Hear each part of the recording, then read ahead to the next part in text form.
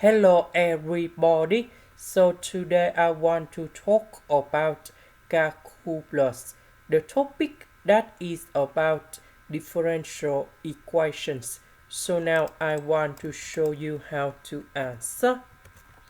I will put y go to the left, the x go to the right. Next, we put the integration for the both sides.